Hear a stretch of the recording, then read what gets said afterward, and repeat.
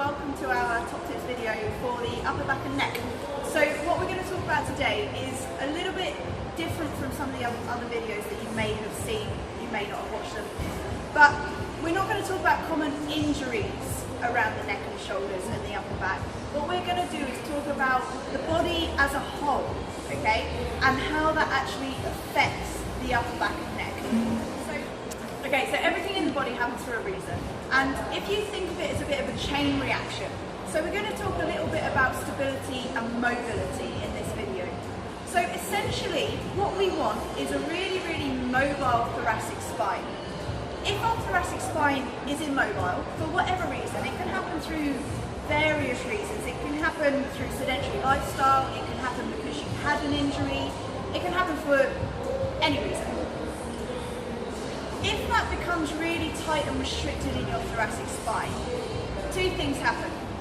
Creates a chain reaction. Number one, the lower back starts moving way too much. Okay? Number two, the neck, the vertebrae in the neck start moving way too much because they have to compensate for tension through that midsection. Okay? We're going to forget about the lower back for now. That's coming in another video. What we're going to worry about is the neck and the upper back. Okay? So once the neck starts moving too much, the vertebrae in the neck start moving too much, all of the muscles surrounding it will tighten up and protect. And that's when you start feeling like your upper traps, these bits here, get super tight.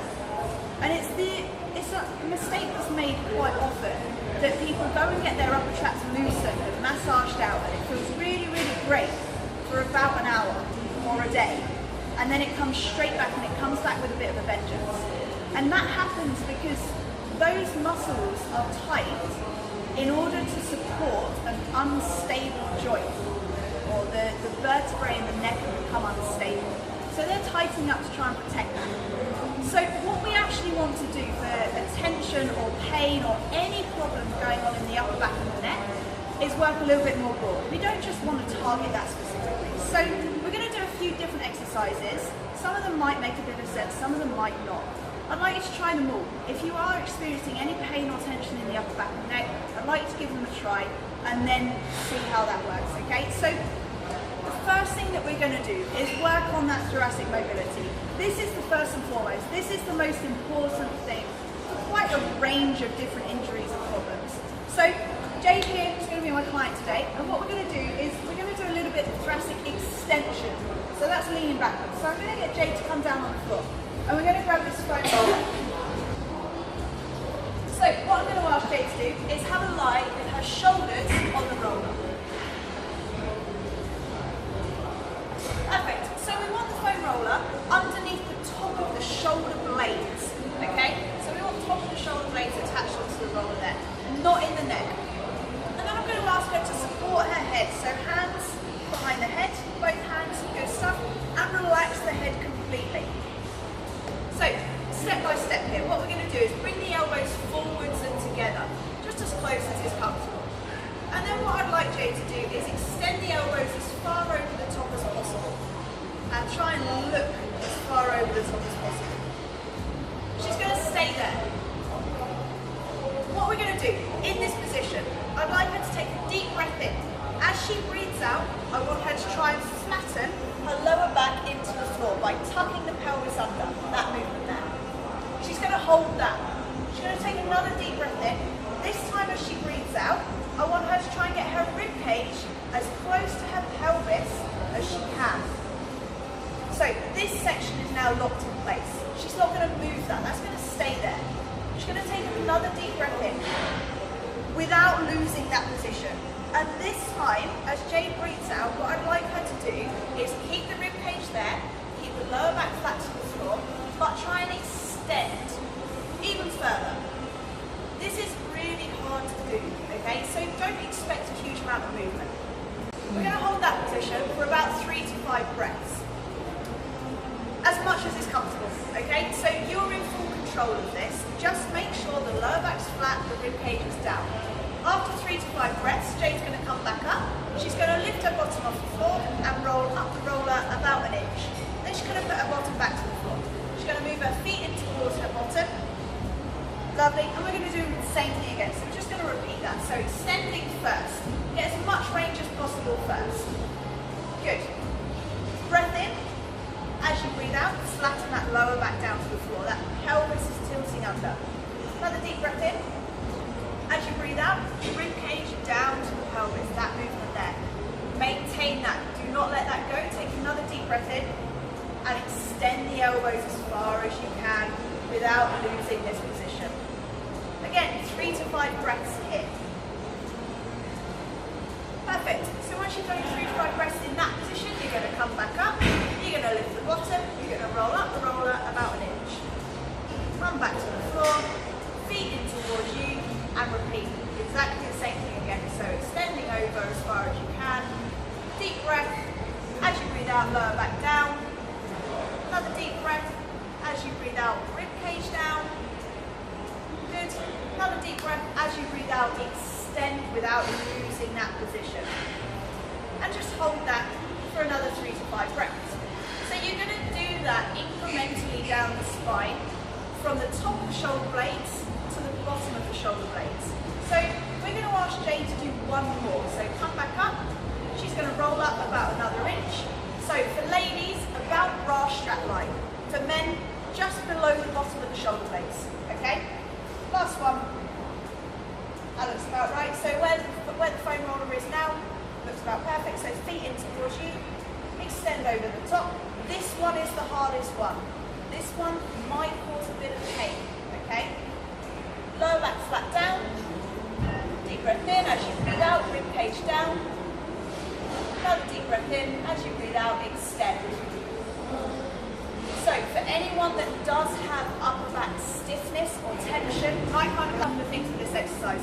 Number one, it might click. So you might find various clicks throughout the spine. If that comes with no pain, do not worry, that's fine. If it does come with pain, be careful, be cautious, and go and see someone, okay? Number two, which we've heard quite a lot, is that people will report that they feel like they're being winded, okay? That sensation of being winded. You can find that on this. Again, something to push through because it will improve, I can promise you that 100%, okay? So the more range we can get there, the more range we can get through thoracic spine. The most important thing on that exercise is the rib cage, okay? If we're allowing the rib cage to flare in order to get extension, it is pointless doing this exercise, okay? So rib cage must stay down for you to get true extension through your thoracic spine, all right? So perfect. Our next exercise is thoracic rotation, or just general spinal rotation, okay? So I'm going to get Jade to have a lie down on her side. I'm just going to reach out in front, and then what I'd like Jade to do now is bring the top arm all the way over the top, and she's going to turn her chest towards the ceiling. That knee stays on the floor, okay? So what we're aiming for here is for this shoulder blade to come down to the floor. Not just the hand, we don't need range here. We want to turn the chest, open the chest up, and try and get the shoulder down, okay? And then come back over. We're going to do 5 of those.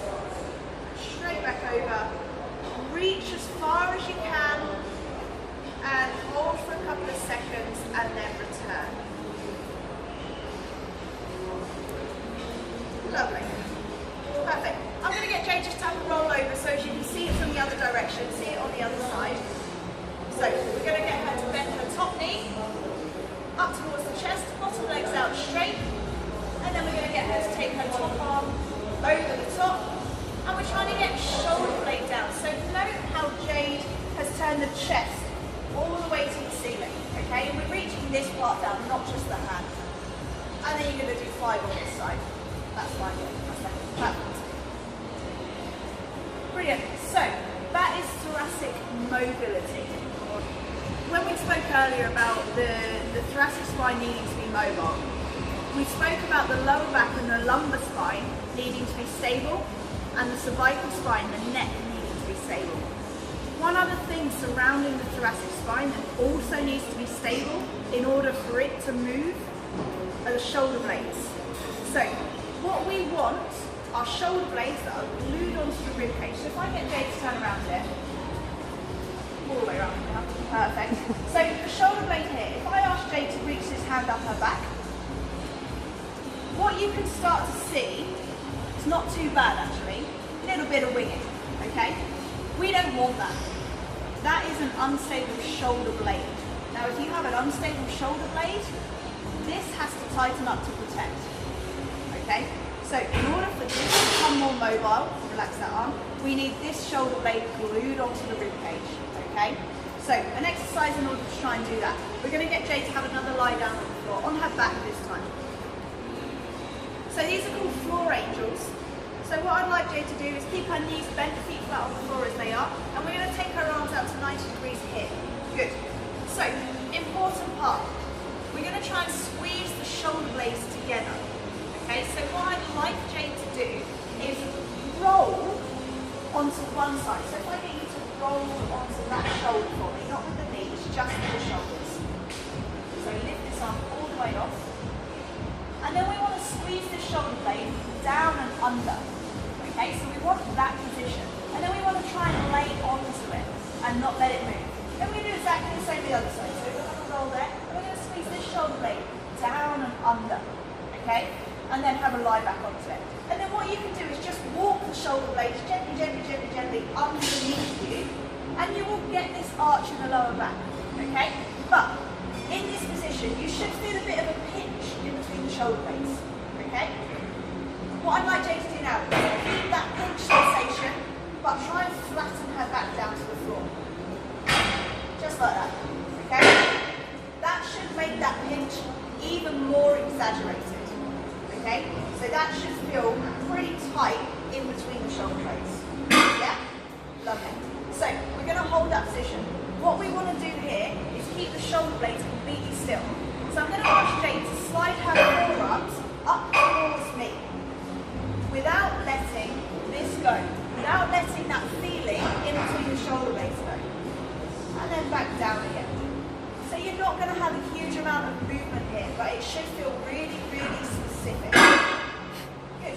10 reps like that. Sliding up nice and slowly, not letting any of this move, and sliding back down again. Okay? Yeah. Perfect. 10 of those, that speed, feeling in between the shoulder blades. Perfect. Press that bottom. So one more exercise that we're going to throw in here is to do with posture. Okay, so when we talk about upper back and neck, we've spoken already about the fact that if the thoracic spine is tight, the neck will have to move too much. Because essentially, if the thoracic spine is locked in place here and it's really, really tight, the neck has to sit in this position for you to look forward. Because otherwise you'll be looking down at the floor the whole time. Okay? So in order for this to happen, the vertebrae in the neck are moving too much. What we want to try and do is get us to stand upright with the chin retracted. Okay? So we're going to throw in an exercise just to try and start building on that. So we're going to head over this way towards the wall. And what I'm going to ask Jay to do is come and stand with her back against the wall for me, please. I'm going to get her to pop one heel against the wall. And then I'm going to ask her to step heel to toe. One foot in front of the other. Good. Continuing to lean against the wall, we're going to stand with feet side by side in line. That just allows you to stand the same distance away from the wall every single time. Okay? So what we're going to aim to do here is bend the knees very slightly. And then we're going to look for a pelvic tilt. So, a pelvic tilt. If you imagine the pelvis was a bowl of water, what we don't want to allow is all that water to spill out of the front. Likewise, we don't really want it to spill all the way out the back. We want to find neutral. For this exercise, we want to throw it out the back as far as we can. Okay? So we want to tuck the pelvis under, tuck the tailbone between the legs as far as possible, and try and pull the belly button through to the wall. So we want to try and flatten the lower back into the wall here. Okay? Perfect. Holding that position, what I'd like Jay to do is squeeze her bum as tight as you can. And that should just provide you with that little bit of extra feeling that that's supported in there. Okay? Yeah? Yeah. Perfect. Just going to hold that position. Now, we're going to look at the shoulders and the upper back. That's the whole reason for doing this exercise. But that's important to set first. So with the shoulders, we're going to try and get that same position that we did on the floor angels, but with the arms by the side. So we want to squeeze the shoulder blades together and down the wall, okay? Without losing this position at the lower back. So now, what we should have is the spine attached to the wall through the lower back and both shoulder blades on the wall. Good. Now, Jade's already there, which is great because Jade's got great posture. But for a number of you who are doing this for a reason of poor posture, what you might find is that by the time you get to this position, your shoulders aren't able to get to the wall and your head is in this position. So for most of you, what you're going to want to do is this. We don't want that, okay? What we want to try and do is give yourself as many chins as possible. I think I get about 5. As many chins as you can, head retracted against the wall. Okay, so I'm just going to ask Jade to demonstrate that for me, because this is absolutely perfect. So note how the face is still facing forward, head's nice and level, she's not looking up, she's not looking down, it's just nice and straight, okay? Perfect, rest there. You're going to hold that for 10 seconds. Now, if that is too difficult, if you cannot get that position without losing the lower back, if the lower back comes off the wall, as soon as you try and get shoulder position, there are a number of things you can do. So in order to make this easier, you step further away from the wall and you bend the legs more, bend the knees more. In order to make it harder, if that's too easy, that version, straighten the legs and do the same thing.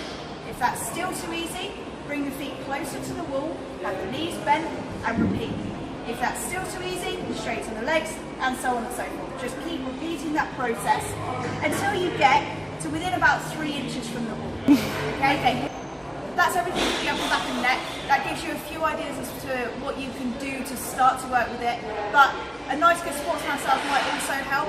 If you need any help and advice beyond what we've given you here today, come and have a session with us. Come and see us down at the Best Body Group. But hopefully all is good and we'll see you soon.